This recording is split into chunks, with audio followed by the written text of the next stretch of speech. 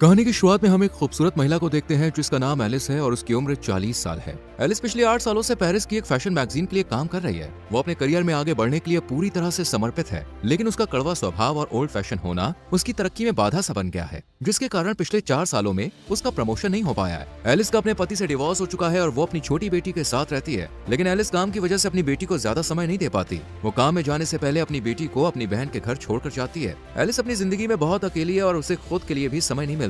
Alice अपनी company के काम से ब्राजील जाती है और जब वो काम खत्म करके फ्लाइट से पेरिस लौट रही होती है तो उसकी मुलाकात एक यंग लड़के से होती है जिसका नाम एडम है। एडम की उम्र 20 साल है और वो एक कॉलेज में पढ़ता है। एडम ने इकोनॉमी क्लास की सीट बुक की थी, लेकिन उसके सीट में दिक्कत होती है, इसलिए उसे बिजनेस क्लास में एलिस के पास बैठा दिया जाता है। एडम पहली बार बिजनेस क्लास की सीट पर बैठकर काफी खुश होता है, जबकि एलिस अपने लैपटॉप पर काम कर रही होती है। लैंडिंग के दौरान प्लेन में तेज टर्बुलेंस शुरू हो जाती है, जिससे एलिस बहुत डर जाती है और एडम का हाथ पकड़ लेती है। ये देखकर एडम मन ही मन बहुत खुश हो जाता है, क्योंकि पहली बार किसी लड़की ने उसके साथ ऐसा किया था और वो एलिस से आकर्षित हो जाता है। कुछ देर बाद प्लेन लैंड करता है और एलिस जाने लगती है। एडम उससे बात करना चाहता है, मगर एलिस सिर्फ बाय बोलकर निकल जाती है। तभी एडम देखता है कि एलिस का पेन ड्राइव सीट के नीचे गिरा हुआ है। वो उसे लौटाने के लिए एयरपोर्ट के बाहर आता है, लेकिन तब तक बहुत देर हो जाती है। एलिस अपनी बहन की कार में बैठकर निकल जाती है और एडम बस उसे जाता हुआ देखता रह जाता है। रास्ते में एलिस की बहन उसे एक लड़के के बारे में बताती है जो एक डॉक्टर है और कहती है कि उसे उससे मिलना चाहिए, पर एलिस शादी नहीं करना चाहती, इसलिए वो मना कर देती है। इस पर उसकी बहन नाराज हो जाती है। वो चाहती है कि एलिस किसी अच्छे लड़के से शादी करके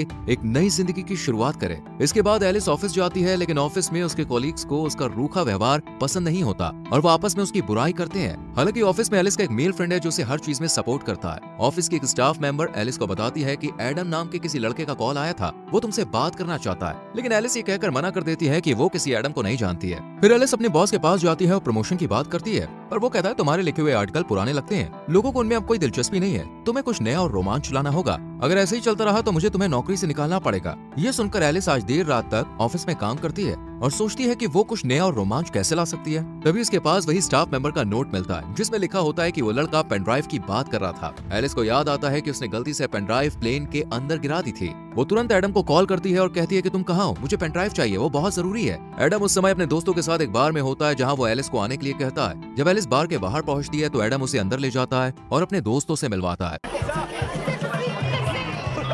वहाँ एलिस के ऑफिस की 2 लड़कियां भी होती हैं जो एलिस को एडम के साथ देखकर हैरान हो जाती हैं। एलिस को पेन ड्राइव लेकर जल्दी निकलना होता है, इसलिए वो एडम से पेन ड्राइव मांगती है। इस पर एडम कहता है कि पेन ड्राइव मेरे घर पर है, इसलिए हमें वहाँ जाना होगा। वो दोनों बाहर आते हैं और एडम उसे अपने स्कूटर पर बैठने को कहता है। एलिस पहली बार स्कूटर पर बैठ रही होती है, इसलिए वो थोड़ा हिचकिचाती है। एडम उसे हेलमेट पहनने को देता है। जब एलिस उसे ठीक से पहन नहीं पाती तो एडम उसकी मदद करता है। तभी एलिस के ऑफिस की वही दोनों लड़कियां उन्हें एक ऐसे एंगल से देखती हैं जिससे लगता है कि जैसे वो दोनों किस कर रहे हैं। वो चुपके से उसकी फोटो क्लिक कर लेती है और उसे ऑनलाइन पोस्ट कर देती है। एडम एलिस को अपने घर लाता है जहाँ उसके डैड भी मौजूद होते हैं। एडम जानबूझकर पेन ड्राइव देने में देरी करता है ताकि वो एलिस से थोड़ी देर और बात कर सके, पर जब वो एलिस को पेन ड्राइव देता है और वो घर से निकलती है तो एडम कहता है कि क्या मैं तुम्हें स्कूटर से छोड़ दूं? इस पर एलिस कहती है मैं कैब से चली जाऊंगी। फिर एडम कहता है क्या हम कभी बाहर कॉफी पीने चल सकते हैं? इस पर एलिस कुछ नहीं कहती, मुस्कुराती है और थैंक यू कहकर चली जाती है। अगले दिन जब एलिस ऑफिस जाती है तो सब लोग उसे अजीब निगाहों से देख रहे होते हैं। एलिस कुछ समझ नहीं पाती, तभी उसकी एक कॉलीग उसे और एडम की फोटो दिखाते हुए कहती है कि तुम दोनों की ये फोटो किसी ने ऑनलाइन डाल दी है और सबको लग रहा है कि वो और एडम किस कर रहे थे। पर एलिस जानती है कि ये सिर्फ एक गलतफहमी है, ऐसा कुछ नहीं हुआ था। लेकिन उसका बॉस ये देखकर बहुत खुश होता है। वो कहता है मुझे तुम्हारा ये नया लुक बहुत पसंद आया। एलिस कहती है ऐसा कुछ नहीं है, पर बॉस कहता है हमें तो यही चाहिए। वो लड़का तुमसे उम्र में काफी छोटा है, ये बहुत कूल लगेगा। बॉस को लगता है कि मैगजीन युवाओं को टारगेट करती है और अगर एलिस एक जवान लड़के के साथ रिलेशनशिप में है तो वो युवा पीढ़ी की सोच को बेहतर समझ पाएगी। वो कहता है तुम इसमें लगी रहो, ऐसा करने से हमारी मैगजीन बिकेगी, क्योंकि लोगों को मिर्च मसाला चाहिए होता है। पर एलिस अपने से कम उम्र के लड़के को डेट नहीं करना चाहती है। वो अपने दोस्त से इस बारे में बात करती है जो उसे सलाह देता है कि उसे बस दुनिया को दिखाने के लिए एडम को डेट करना चाहिए। वो कहता है अगर तुम्हारा बॉस ये देखेगा तो वो तुमसे खुश होकर तुमको प्रमोशन दे सकता है। पर किसी की भावनाओं से खेलना और झूठ बोलना सही नहीं था। लेकिन एलिस के दिमाग में सिर्फ प्रमोशन की धुन सवार थी, इसलिए वो ज्यादा ना सोचते हुए अपने करियर को आगे बढ़ाने के लिए एडम का फायदा उठाने का फैसला कर लेती है। अगले दिन एलिस एडम से मिलती है, वो भी बिल्कुल नए लुक में। उसे देखकर एडम उस पर से अपनी नजरें नहीं हटा पाता। एलिस उसके साथ फ्लर्ट करने लगती है और वो दोनों बातें करने लगते हैं। एडम को यकीन ही नहीं होता कि वो एलिस के साथ है। रात में एलिस एडम को अपने एक दोस्त के शो में ले जाती है। वहाँ एलिस जानबूझकर सबको दिखाने की कोशिश करती है कि वो अपने से 20 साल छोटे लड़के को डेट डेट कर रही है। वहीं उसका दोस्त जो उस शो का होस्ट होता है, जब एलिस के पास आता है और उसे जानबूझकर छूने लगता है तो एडम को ये अच्छा नहीं लगता। वो उस दोस्त के शो का मजाक उड़ाने लगता है। एलिस भी उसकी बातों पर हंसने लगती है। इससे एलिस का दोस्त अपमानित होकर वहाँ से चला जाता है। इसके बाद एलिस और एडम आपस में बात करते हैं। एडम कहता है कि मैंने कभी नहीं सोचा था कि मैं तुमसे इस तरह मिलूंगा और हम साथ में यूं घूमेंगे। एडम को पता होता है कि एलिस का तलाक हो चुका है और उसकी एक बेटी भी है, लेकिन इससे उसे कोई फर्क नहीं पड़ता। एलिस कहती है हमें एक दूसरे को बेहतर समझने की जरूरत है। तभी एलिस के पास उसकी बहन का कॉल आता है। वो कहती है कि मैंने उस डॉक्टर को घर पर बुलाया है जिससे मैं तुम्हें मिलाना चाहती थी, इसलिए तुम जल्दी से घर आ जाओ। एलिस जाना नहीं चाहती, लेकिन बहन की बात की इज्जत करते हुए वो एडम से झूठ बोलती है कि मेरी बेटी की तबीयत खराब है, मुझे घर जाना होगा। ये सुनकर एडम भी थोड़ा परेशान हो जाता है। वो जल्दी से टैक्सी बुलाता है और एलिस को उसमें बैठा देता है। ये देखकर एलिस को लगता है कि एडम उसकी कितनी फिक्र करता है। घर पहुंचने पर एलिस अपनी बहन, जीजा जी और उस डॉक्टर के साथ डिनर करती है। एलिस ड्रिंक करके आई होती है, जिस वजह से वो नशे में डॉक्टर से उल्टे सीधे सवाल पूछने लगती है। इसमें डॉक्टर को बुरा लगता है और वो वहाँ से चला जाता है। यहाँ एलिस लगातार कोशिश कर रही होती है कि बॉस उससे खुश होकर उसे प्रमोशन दे दे, लेकिन ऐसा नहीं हो रहा था। इसलिए वो एडम को एक फैशन शो में लेकर जाती है जहां उनकी कंपनी की सीईओ और बॉस मौजूद होते हैं। जब शो के दौरान मॉडल्स रैंप वॉक कर रही होती हैं, तभी एक लड़की गिर जाती है। ये देखकर एडम तुरंत उसे उठाने के लिए आगे बढ़ता है। सीईओ को एडम का ये व्यवहार बहुत अच्छा लगता है। शो खत्म होने के बाद एडम और एलिस पार्टी में ड्रिंक करते हैं और डांस करने लगते हैं। डांस करते वक्त वो दोनों बहुत करीब आ जाते हैं, लेकिन कुछ होने से पहले ही एलिस देखती है कि कुछ लड़कियां उनकी तस्वीरें क्लिक कर रही है। ये देखकर एलिस तुरंत एडम का हाथ पकड़कर उसे बाहर ले आती है। एडम एलिस को अपनी स्कूटर में बैठाकर उसके घर तक छोड़ देता है।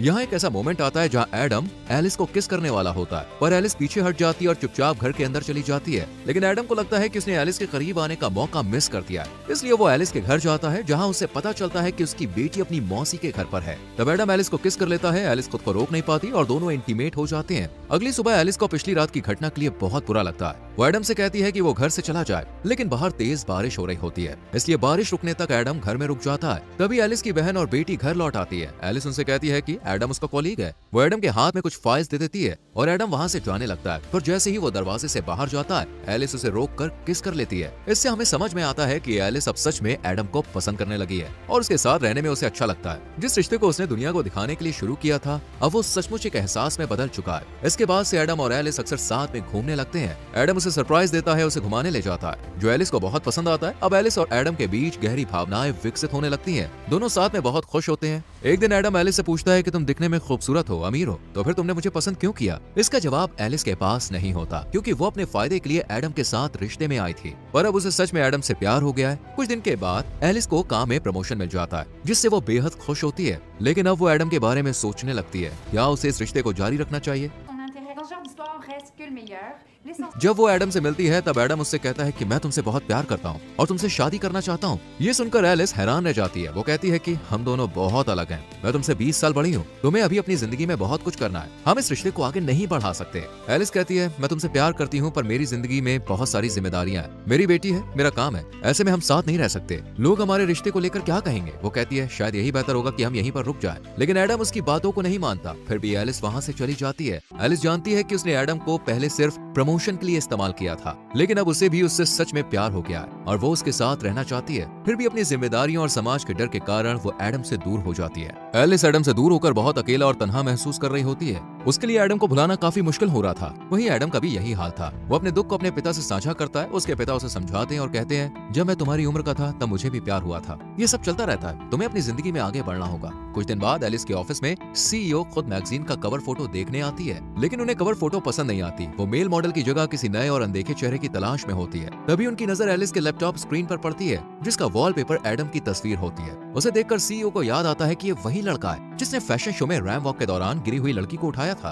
वो चाहती है कि एडम उनके मैगजीन का नया मॉडल बने। ये सुनकर एलिस को अच्छा नहीं लगता। वो नहीं चाहती कि वो फिर से एडम से मिले, लेकिन अपने बॉस के कहने पर उनकी बात उसे माननी पड़ती है। एलिस एडम को कॉल और मैसेज करती है और एडम एक टूटे हुए आशिक की तरह घर में बैठकर ड्रिंक कर रहा होता है। वो एलिस के कॉल और मैसेज का गुस्से में जवाब नहीं देता। तब एलिस खुद उसके घर जाती है और उसे अपने साथ बाहर लेकर आती है। एडम को लगता है कि अब एलिस फिर से उसके साथ रिश्ता शुरू करना चाहती है, लेकिन एलिस उसे बताती है कि तुम्हें मैगजीन के लिए मॉडल बनना होगा, तुम्हें खूबसूरत लड़कियों के साथ काम करने का मौका मिलेगा और इसके लिए तुम्हें पैसे भी मिलेंगे। ये सुनकर सुनकर एडम गुस्से में आ जाता है। उसे समझ में आ जाता है कि एलिस अपने काम के लिए उसके पास आई है। वो कहता है, मैं तुमसे मिलना नहीं चाहता, अच्छा होगा हम कभी ना मिलें, और वो गुस्से में वहाँ से चला जाता है। जिस दिन एडम का फोटोशूट होना होता है, सभी एडम के आने का इंतजार कर रहे होते हैं। एलिस को डर लगता है कि अगर एडम नहीं आया तो उसे नौकरी से निकाल दिया जाएगा। तभी एडम वहाँ पे आ जाता है क्योंकि वो अब भी एलिस से प्यार करता है। उसे मेकअप रूम में ले जाया जाता है जहाँ उसका लुक तैयार किया जा रहा होता है। तभी उसके पास एलिस का दोस्त आता है और एडम से माफी मांगता है। वो कहता है कि मैंने ही एलिस को सलाह दी थी कि वो तुम्हारे साथ झूठा रिश्ता बनाए ताकि उसे प्रमोशन मिल सके। ये सुनकर एडम को बहुत दुख होता है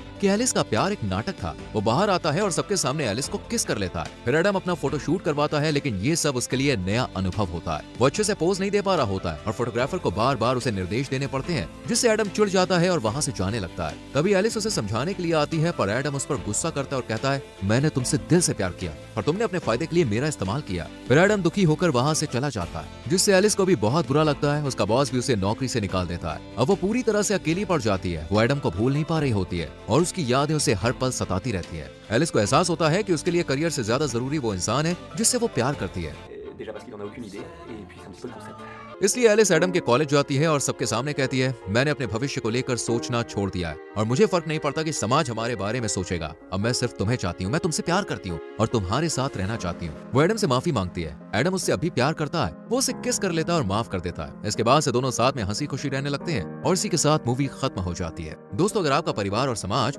आपके रिश्ते के खिलाफ हो जाए तो क्या आप अपना प्यार निभा पाएंगे? इस पर अपनी राय कमेंट सेक्शन में जरूर दें। वीडियो को लाइक और शेयर करें और चैनल को सब्सक्राइब करके बेल आइकॉन प्रेस करें। मिलते हैं अगली वीडियो में। Till then, bye bye, take care.